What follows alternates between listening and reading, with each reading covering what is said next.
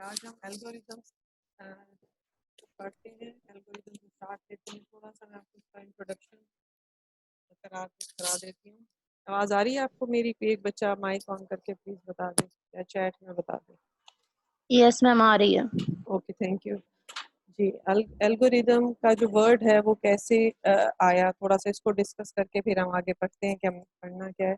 अल-ख्वाज़मी का नाम आप में से काफ़ी बच्चों ने आई थिंक सुना होगा। ये जो मैथ्स के क्रिएटर्स कह लें, इन वेरी स्टार्ट जो इन्वेंटर्स थे बेसिक्स के, उनमें अल-ख्वाज़मी जो है वो एक बहुत ही मशहूर नाम है।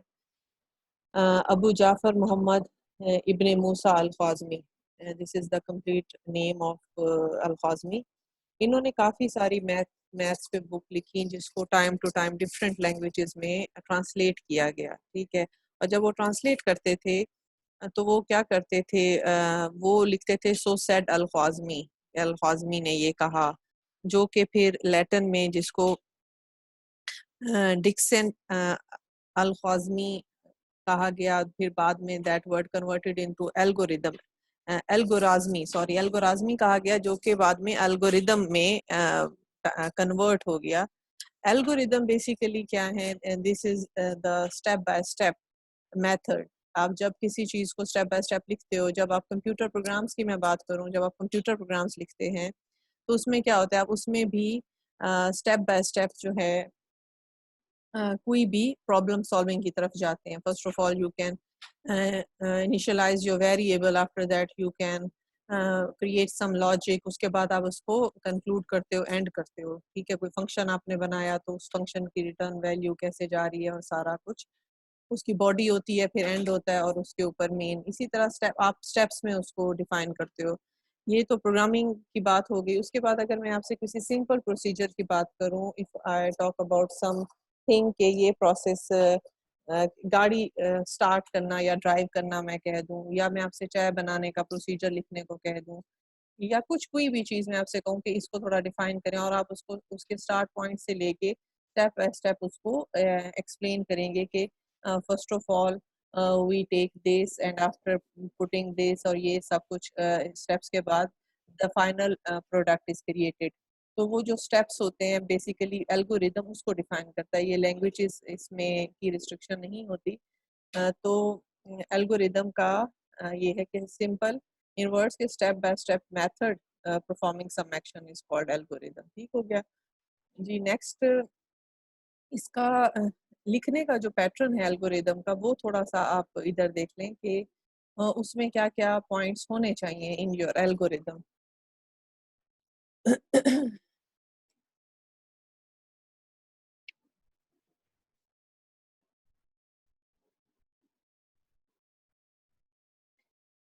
जी, एल्गोरिदम का इन द वेरी स्टार्ट उसका नेम होना चाहिए, और उसके बाद एक थोड़ा सा उसका ब्रीफ इंट्रोडक्शन होना चाहिए। देन आप इनपुट वेरिएबल्स इनिशियलाइज करें, इनपुट वेरिएबल्स दें, उसकी बॉडी होती है एल्गोरिदम की, उसके बाद आउटपुट होती है एल्गोरिदम का, और आउटपुट वेरिएबल्स होते हैं, और फिर उसका एंड स्टेटमेंट होती है आपके एल्गोरिदम की।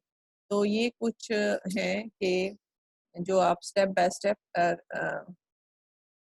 इन स्टेप्स को रखते हुए सामने आप एल्गोरिदम को डिफाइन करते हो। यहाँ आपके सामने वो फॉर्मली भी लिखे हुए हैं और इनफॉर्मली भी मैंने आपको वन बाय वन बता दिया। इसमें देखें तो फर्स्ट ऑफ ऑल लिखा हुआ है द नेम ऑफ एल्गोरिदम होगा, उसके बाद वही ब्रीफ डिस्क्रिप्शन जैसे मैंने अभी आपको बताई। उसके बाद जी ये जो थोड़ा सा पॉज आता है बच्चे क्योंकि वो ज्वाइन कर रहे होते हैं, तो मैं उनको अलाउ करती हूँ, दैट्स वाई थोड़ा सा इंटरप्शन आ जाती है जी। तो द स्टेटमेंट, अच्छा जी, वेरिएबल हो गए, मैंने आपसे कहा थोड़ा ब्रीफ इंट्रोडक्शन, उसके बाद इनपुट वेरिएबल्स हो जाते हैं। और काइंडली जो बच्चे भी ज्वाइन करते हैं पहले अपने माइक्स ऑफ रखा करें ताकि इंटरप्शन ना हो। उसके बाद next statement that make body, जो बॉडी बनाता है एल्गोरिदम की, वो फिर उसके आउटपुट वेरिएबल, और वही एंड स्टेटमेंट आपके एल्गोरिदम की आ जाती है जी। तो नेक्स्ट इज हम इधर एक डिवीजन एल्गोरिदम को देख लेते हैं कि किस तरह लिखते हैं इन एल्गोरिदमिक फॉर्म। तो उसको देख लेते हैं। उसके लिए आपको जो कोशेंट एंड रिमाइंडर का कॉन्सेप्ट है वो आई थिंक बच्चों को क्लियर होगा, बट मैं थोड़ा सा आपको फ्रेश कर देती हूँ उसको। ताकि आपको क्लियर हो कि यहाँ पे जो हम वैल्यूज पुट करने लगे हैं तो वो क्या है। ठीक है जी। तो आप देखो कि जब आप लिखते हैं कोई भी वैल्यू, फॉर एग्जांपल मैं लेती हूँ 21 को डिवाइड करें 4 पे, तो ये किस पे आएगा जी, ये आ जाता है 5 पे, 20 1 is remainder.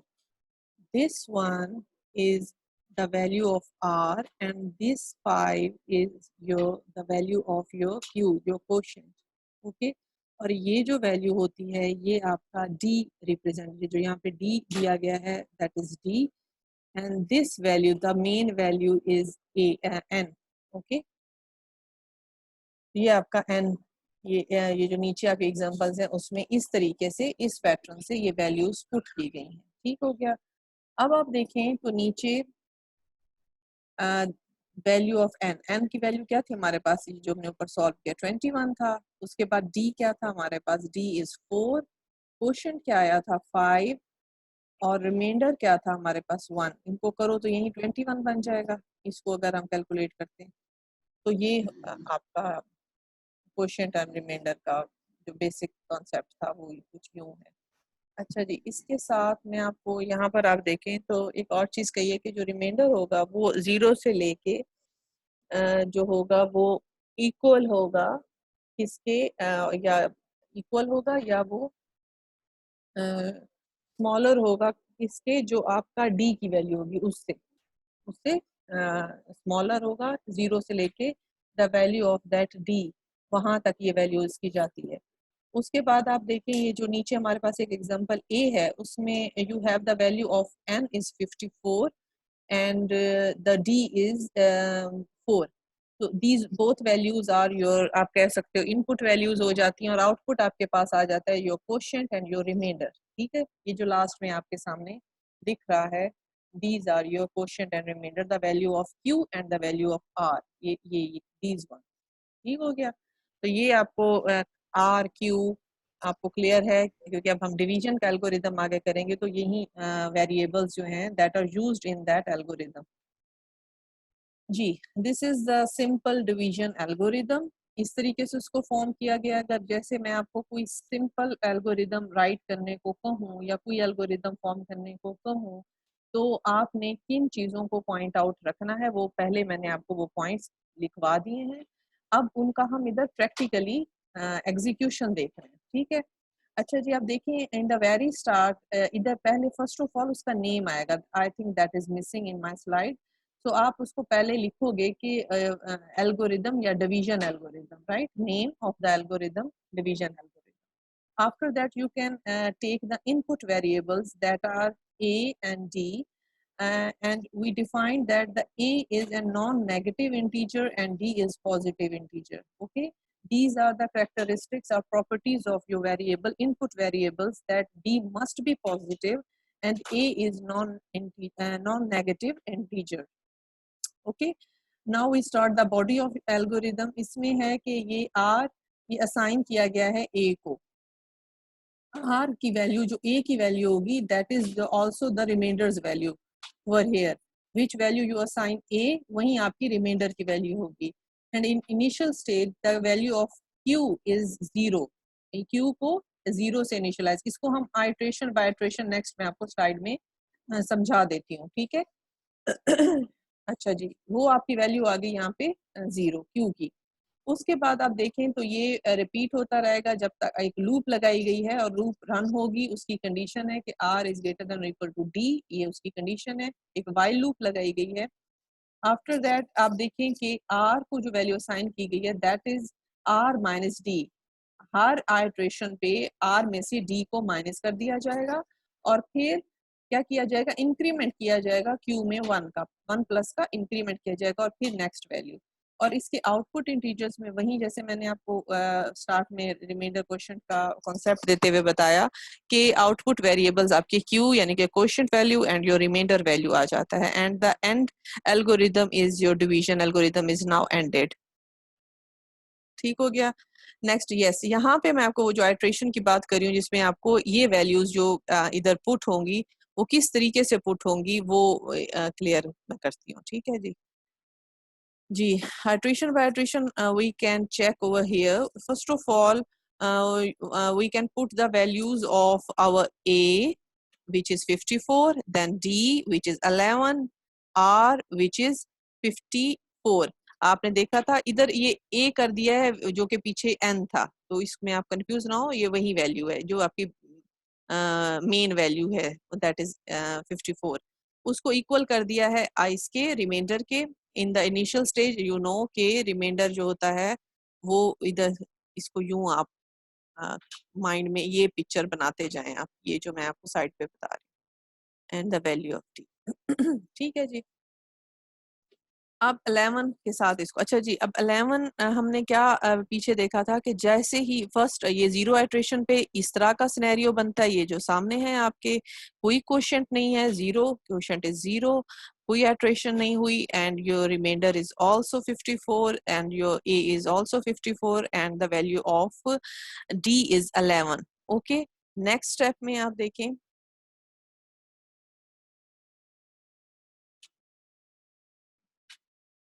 अच्छा जी, नेक्स्ट में आप देखें, जब नेक्स्ट में उसको किया कि आर में से माइनस किया, क्या वैल्यू माइनस की, डी की वैल्यू को माइनस कर दिया, ठीक है, तो 54 आ गया, 43 आपके पास आ जाता है इन द फर्स्ट आइट्रेशन की, तो इसकी वैल्यू ये आ जाती है 43। देन आपका रिमाइंडर आपका 43 हो जाता है फर्स्ट आइट्रेशन में से, क्यों, क्योंकि उसमें से माइनस किया गया 11 फ्रॉम द 54, इसलिए ये आता है। उसके बाद इसी तरह फिर 11 सेकंड में माइनस किया, 32 थर्ड में किया, 4 में, जब देखें उसकी वैल्यू आ जाती है less than the value of D, तो वो वहां पे स्टॉप हो जाता है, तो 4 आइट्रेशन में वो स्टॉप हो जाता है। तो 4 is the value of quotient and 10 is the value of your remainder, ठीक है।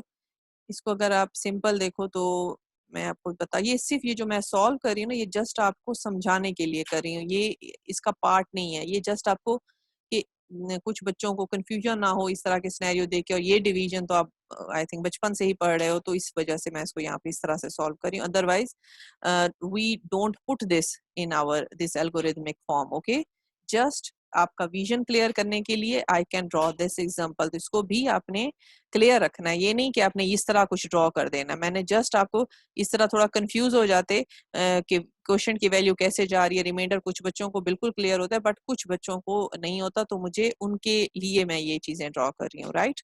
अच्छा जी, इसके बाद यहाँ पर जो इसका रिमाइंडर आएगा, यहाँ इसकी वैल्यू आएगी 10 माइनस करें तो आई थिंक ये आ जाता है, एक मिनट,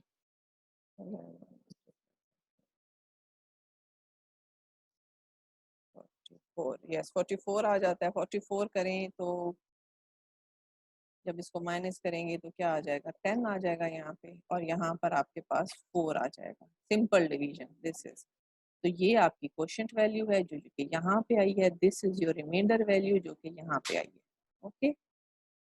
इससे आई थिंक बिल्कुल आपको क्लियर हो गया होगा। आप इसका ये जो डिवीजन का हम पढ़ रहे हैं, ना सिर्फ डिवीजन बल्कि आइट्रेशन बाय आइट्रेशन, आपको कोई भी अब एल्गोरिदम लिखने को कहा जाए तो किस तरीके से आपने उसको करना है, ठीक है। थोड़ा सा मैं आपको यहाँ से फिर से एक नज़र आपको रिपीट करा रही हूँ कि ये देखें, जो अभी मैंने चीज़ें देखी बताई आपको, जो हमने इम्प्लीमेंट किया है, दैट इज दिस कि you can take the value of this R और उसमें से डी नहीं लेक्चर होंगे तो एंड यू कैन इंक्रीमेंट। आज बुरी है।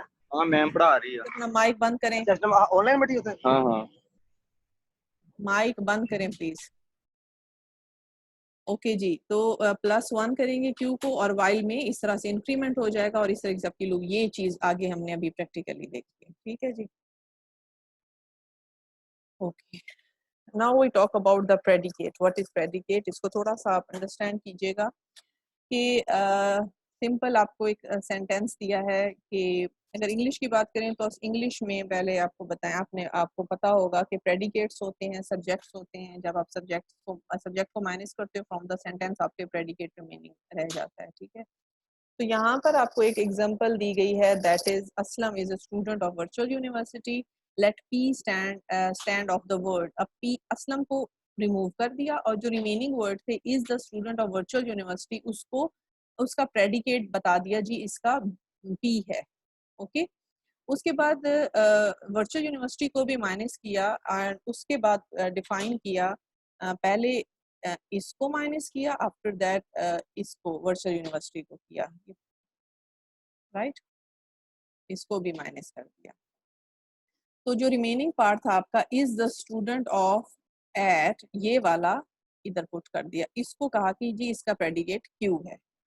Okay now then P and Q are predicate symbols. Now we have two predicate symbols. The sentence X is student at अगर मैं असलम को रिप्लेस कर दूं X के साथ तो हम उसको इस तरह लिख सकते हैं ना कि X is the student of virtual university. X Aslam को we can replace with the variable X.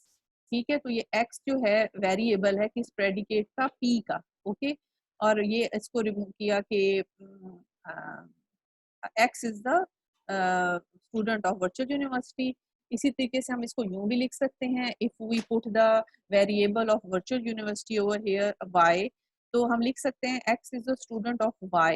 ठीक है अब X and Y हमारे पास दो वेरिएबल्स हैं जिसमें हम वेरिएबल को आपको पता है कि हम उसकी वैल्यू को वेरी कर सकते हैं चेंज कर सकते हैं।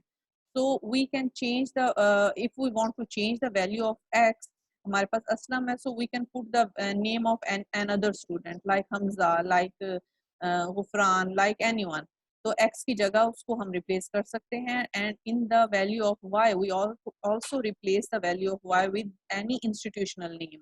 ठीक है उधर स्टूडेंट नेम नहीं आएगा बट हर जो वेरिएबल होती है उसकी कोई डोमेन होती है तो जब हमने उसको रिप्लेस किया है with the name of student X को तो हम उसकी जगह भी किसी स्टूडेंट का नेम ही डालेंगे। इसी तरह Y को हमने एक इंस्टीट्यूशनल नेम से रिप्लेस किया है so we can if we want to put the value of Y another than your virtual university so we can put the value of any another institutional value not कि हम किसी human का नाम उसमें या किसी सिटी का नाम उसमें ऐड कर दें। ठीक है ये आप क्लियर रखिएगा माइंड में। अच्छा अब आप देखें तो हमारे पास दो सिंबल्स आ जाते हैं एक आ जाता है PX और एक आ जाता है QX एंड Y। अब PX की अगर मैं बात करूं तो हमने जो P लिया था यहाँ पे ऊपर आप देखें तो P स्टैंड्स फॉर वर्ड किस क्या था P रिप्रेजेंट कर रहा था is the student of virtual university. ठीक है जी दिस वन में इसकी बात कर रही हूँ तो ये इसका उसको सिंबल से रिप्रेजेंट किया प्रेडिकेट से और प्रेडिकेट का वेरिएबल डाल दिया है X और X को हमने अगर चेंज किया तो जैसे मैंने आपको यहाँ पे बताया कि इसकी वैल्यू हम कुछ कोई और भी कर सकते हैं X की वैल्यू तो वो आ जाएगा।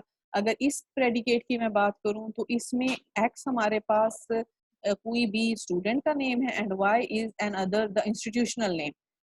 फर्स्ट प्रेडिकेट में हमने इंस्टीट्यूशनल नेम चेंज नहीं किया वो वर्चुअल यूनिवर्सिटी ही रहेगा और X की वैल्यू को चेंज किया जा सकता है but in the second predicate we if we want to change the value of X and Y so we can। ठीक है तो ये इसमें सिंबल्स के साथ आपको यहाँ पे बताया है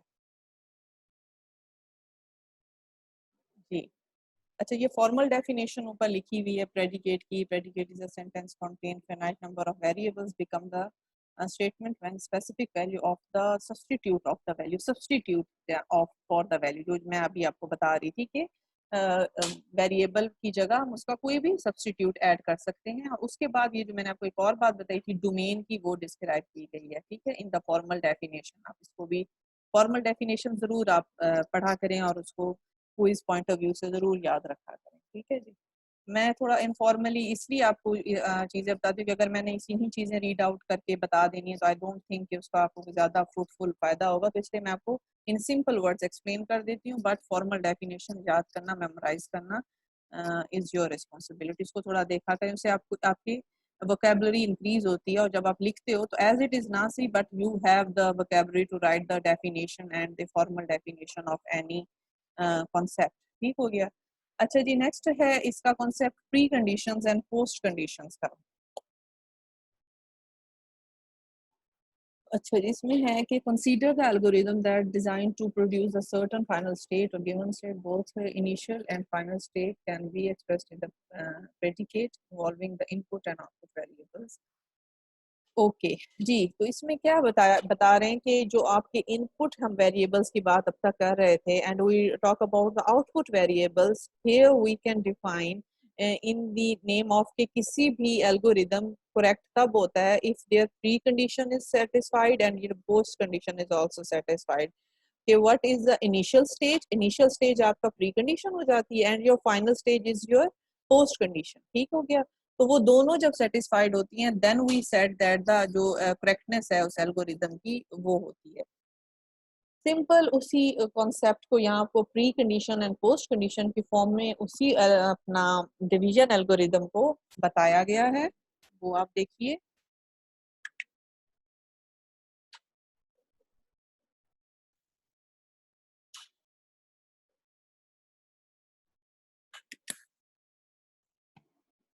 यस, सो इसमें आप देखें कि आपके जो इनिशियल वेरिएबल्स थे that are A and D. ठीक है, प्री कंडीशन ए हमने बताया था पहले भी जब हमने डिवीजन का एल्गोरिथम बताया, and we can define that the A is a non negative integer and D is positive integer.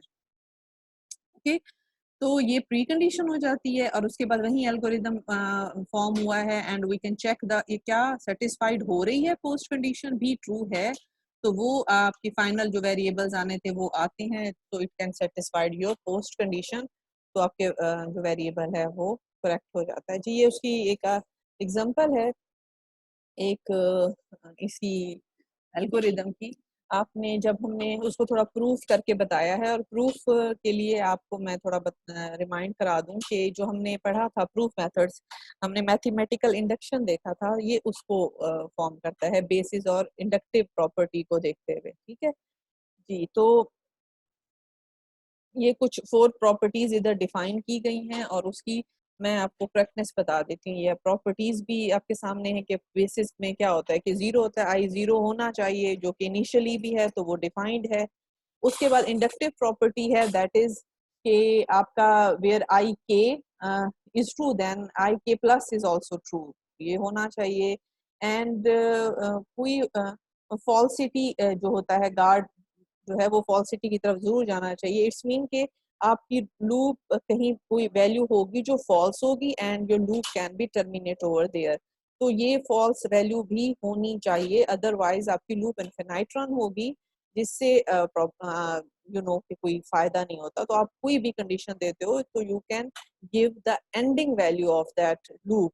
ठीक है जी, उसके बाद करेक्टनेस में हम उसकी वही पोस्ट कंडीशन को चेक कर देते हैं और ये इम्प्लीकेशन पे बेस कर रहा है यहाँ पे करेक्टनेस जो है आपके पोस्ट कंडीशन की। ठीक है, तो your first true properties like your basis is given, and after that the inductive property which is that ik is also given, and if ik is true then your ik plus is also true। ठीक हो गया, after that k कोई भी उसकी theorem की loop की sorry जो है ये एक लूप की थ्योरम को डिफाइन इधर कर रहे हैं। ठीक है, तो वो प्रॉपर्टी फॉल्स कोई भी एंडिंग या फॉल्स वैल्यू उसमें होनी चाहिए, यस होनी चाहिए। After that the correctness of post condition, उसके लिए अब ये लास्ट में इधर प्रूव में आप देखें तो property fourth conclude that the value of algorithm variable as is specified by the post condition of the loop its basis of the implication, if your p is true then your q is also true। so this is your topic। इंशाल्लाह आपका कल जो है होगा, एक minute